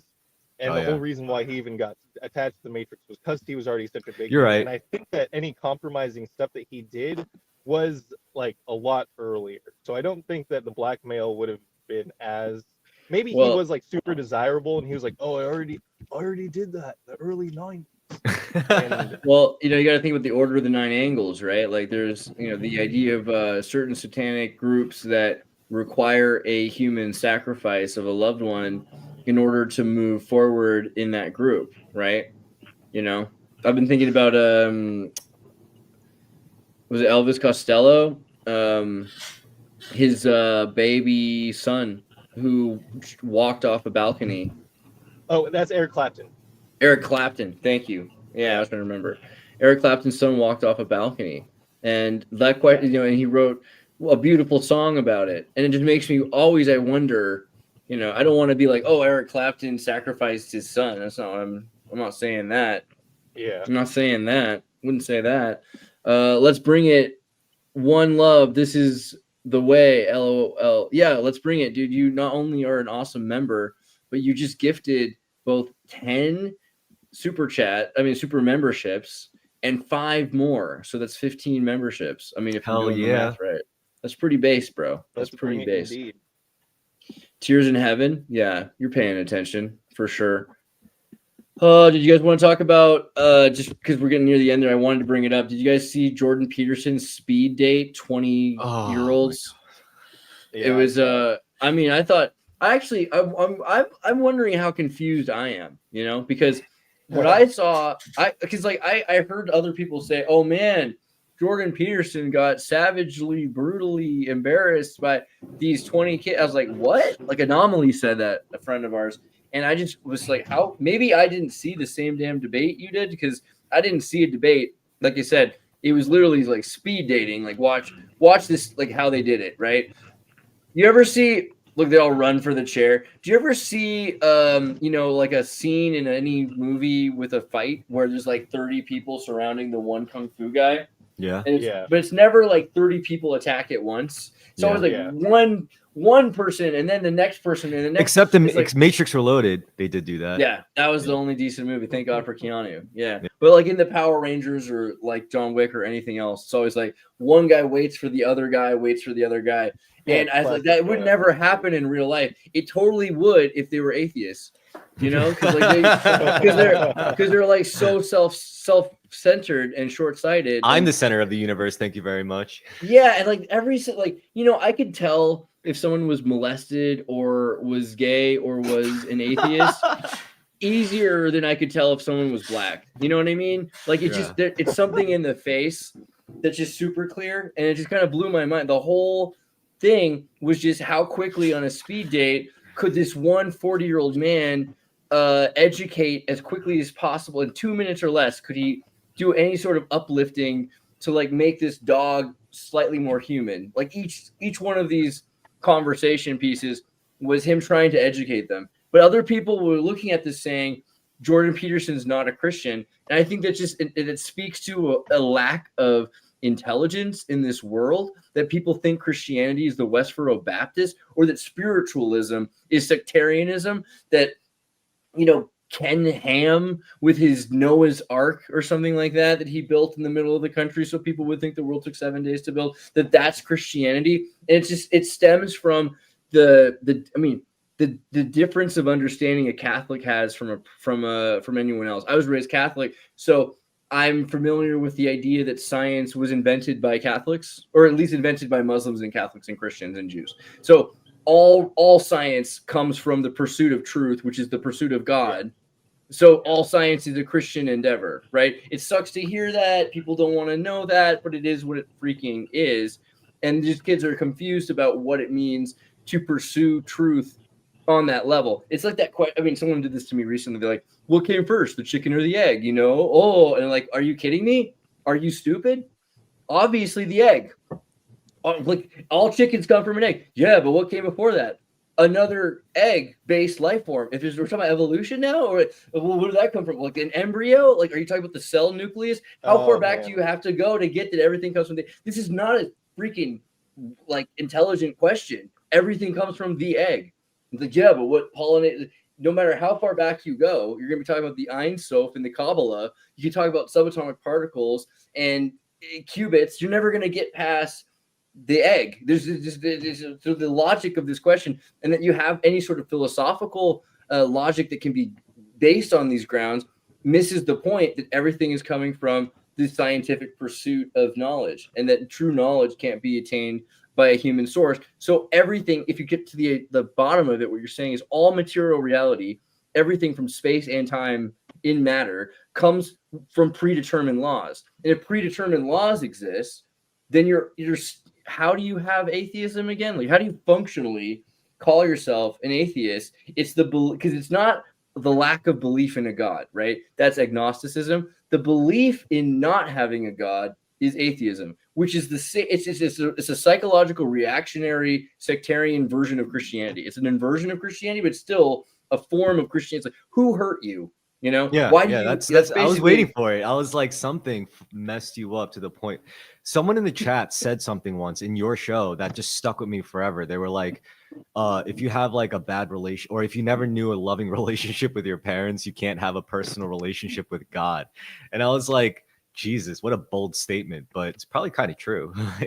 I mean, it changes your relationship with God, or what you think of as God. I think that's like you could think of Neoplatonic concepts, which I think what they really, by the way, I think what they really said is you're afraid of having a personal relationship with God, but you can have one. Everyone can have one, I think that we have a very strange world where they think of God as a loving God instead of an angry, jealous God, right? And Marcionite Christianity, the earliest forms of Christianity, believed in two gods. They believed that there was the angry, jealous God, and Marcion believed that this loving God that Jesus teaches couldn't possibly be the same God that the Jews were talking about that was angry and jealous. So early Christians thought this was a new God. This was a completely different God than the old angry, jealous God. This upset later Christians, and by St. Anthony's time, they've destroyed the Marcionites, and we end up with there was always a loving God. And maybe there was a misinterpretation somewhere that, kind of like you think your parents are dicks when you're young or something like that, but you end up learning to respect them more. But originally they thought of them as completely separate beings, right? Huh? And that scales to Judaism and Greek philosophy, because the Greeks didn't really think that Zeus was a loving, perfect God either. Like Zeus is raping and pillaging and murdering, and I mean, all the gods are pretty bad people in the Greek tradition. They're not sending their best from the heavens, But now we're like, okay, well, you have to imagine that it's a loving God, kind of like your daddy. Your daddy's a loving daddy, and only people that have had that experience can relate to it. So you're pushing this. It's a crazy thing to push.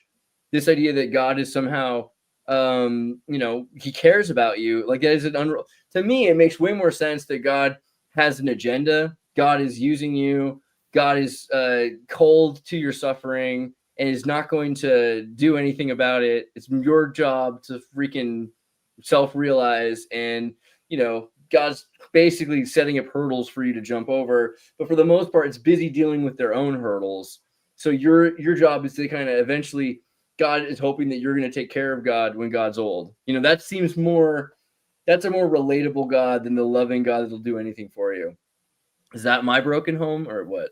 Well, isn't if no, I can relate to that, but it's Chris often says we're all one spirit, just fragmented and fractalized, and if we're expressions of that God consciousness or whatever, and it is sort of like in human nature to test our limitations, maybe we are that expression of God testing their own limits.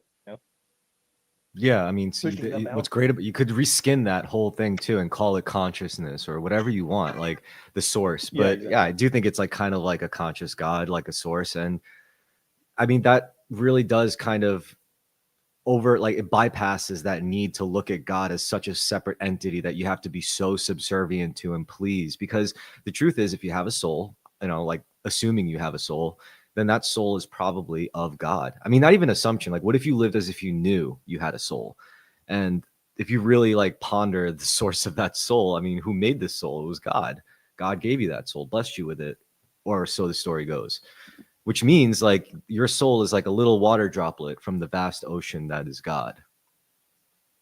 Right. And I think that's kind of the first point that Jordan Peterson brought up, was that atheists reject God. His claim was atheists reject God, but they don't understand what they're rejecting.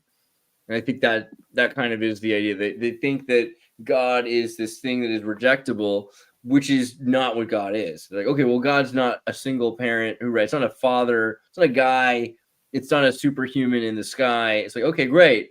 Now you can start figuring out what God is. Like, well, no, but it's not this, it's not that. Well, great. Well, now you can start to figure out what God is. Oh, no, but it's not that. It's not. We don't care if it's not useful for you figuring out what God actually freaking is. Like only valuable if you're using that to kind of create limits. And if you're using that to create limits, aren't you already missing the point of what God is? And DNA this is the other thing I think about a lot. Like, if people had known about DNA 1,000 years ago, how many people wouldn't have died over, or it's, I guess, not even 1,000 years ago, maybe like 400 years ago. If we knew about DNA, there would have been no more questions about intelligent design. It's just obvious. Like, oh, yeah, okay. Because if you're thinking evolution starts with primitive concepts that become more complex, then you're already missing the point that DNA is this hyper-complex structural system of sacred geometry and math and law. So if math and law come before anything, the most sophisticated things we are just now getting to the most sophisticated things ever. That still says that it's not as sophisticated as DNA is, right? We're just kind of getting to the beginning. I think it's like the opposite of an inflection point. It's a convergence point, right? Where it's like Yeah. all these different systems of law, whether it's religious, mathematics, science, they're converging onto a point where it's like, okay, well, there's clearly some order to things. And it's like if you want to like look at where atheists fall into that, it's like they're just on the back foot. They're like, oh shit, you know, kind of limiting Well, themselves. Matter kind of, you got to update the hardware before you could start running more sophisticated, as you put it. I like it. software. Yeah, I like it. I like the way you put that, because like if you try to assume a spiritual life, but then you treat your body like your physical form like shit anyway, you can't sustain that. It'll vaporize you, you know. Whereas like if you keep like really good with your physical and your mental state, but then you completely neglect your spirit or your soul, you end up doing some pretty dastardly things, in my opinion. Like you're more likely to. But that's so the thing is, can you really come up with something new? It's not really feasible. In general, you're emphasizing and emulating Neoplatonic laws. You're emulating law. Like, so, you know, a law would be like the number, like Neoplatonic concepts, like one or a straight line or a curve. There's no ruler that's a perfect straight line. There's nothing that's a perfect straight line. Crystals and diamonds are not perfect straight lines. Atoms are not creating perfect straight lines. But everything, even to the point of our laser guided ruler systems, the closer we get, they're all an effort to emulate this concept of a straight line, which exists outside of material reality. Material reality is trying to emulate these laws, right? Same thing with truth, right? There's no absolute truth, but we're trying, or at least not in a material sense, but material reality where our effort is to hit truth. And truth is something that you strive for. You try to avoid lying and you try to avoid deception, so you don't feel like you're emulating disintegration of truth. So everything comes from these laws that are existing outside of time. And out of space. It kind of it insinuates at least that there's something there. But can there be something else? Like, because I think that's the question from this conversation that people had. They were saying, well, Jordan Peterson, he's not a real Christian then, because, you know, this guy, for instance, he's like, I was a real Christian. I had a TikTok. I'm paraphrasing, but almost verbatim. I had a TikTok channel that was an apologetics for new Earth, new creation, like recent Earth creationism. He believed that the world was created 4,000 years ago on October 4th at 9 a.m. on a Tuesday. You know what I mean? Like this is his idea of what Christianity is. And so for him to interact with somebody who thinks that Christianity isn't the belief in the dead Son of God carpenter, you know, for the purpose of human sacrifice that you can live forever, but that it's this psychological meta truth about constantly selflessly pushing the human experience in all of life upwards, right? Ascending karma, which is an Eastern philosophy. Like I said, convergence point. It is a convergence point. And you said so yourself. You said at some point you shouldn't have to evangelize anyone. Go help the lady across the street. Go pick up trash from the sidewalk. Eventually, if you do this for long enough, people are going to ask you like, yo, what the fuck are you on? Like, where do I get some? Then you as the individual could say, well, glad you asked. You know, have you heard of God? You know, just let God work through you. And then that's it. That's all you need to do. You don't have to go and do speed dating arguments with people like atheists. You just literally embody this shit. And if your beliefs are true and you embody your beliefs, then it should pretty much pay you out like really well, physically, mentally, spiritually. And then you use those benefits and, you know, express it. And people say, well, you know, like, what are you about? Like, how do you think? How do you feel? Like, what do you do? What are your habits? And you tell them, just be honest. Be like, I believe in God. I don't exactly know if I believe it in the Abrahamic sense, but yeah. And I believe in people karma. like the word meta now. I feel like you can rebrand if you just call meta God narratives. Meta narrative. Yeah. I believe in the meta narrative. That's probably that's like a dog whistle for God, right? I don't know. And you're going to have like, well, when I had my first ontological shock, it was back in 2024 when the alien things happened. And you're going to see also, that's going to be the new normal, the meta norm, you know? Yeah, right. Yeah. It's going to be cool. Interesting stuff. I can't wait. Andrew, we're nearly the end here, but do you have any, I feel like you were a bit more agnostic than theistic at an earlier point when I met you, right? Or how do you feel? Look at you. I mean, look at you, the father with this the child. I mean, in a metaphysical sense, you are your own Mormon God. Do it.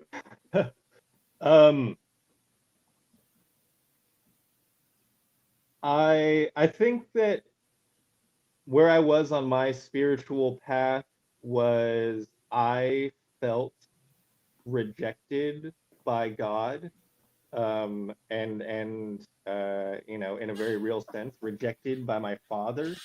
And if our fathers are models for God or whatever, you know, he says in Fight Club, uh, you know, so that rejection, I was like, oh, I will match your energy. You know what I mean? So then I started really diving into you know, exploring the realm of spirit. You know, if you know, textbook, if literal Christianity was a way to sort of like hijack spirituality and to gatekeep spirituality, what were those people getting into? And then, you know, you get into the esoteric stuff, and you know, secret societies, Aliens. and yeah, and then that just mainlines you on one end towards Luciferianism, and then it's like, what does that mean? And then I was like, oh, okay, Luciferianism, libertarianism, there's the same amount of syllables.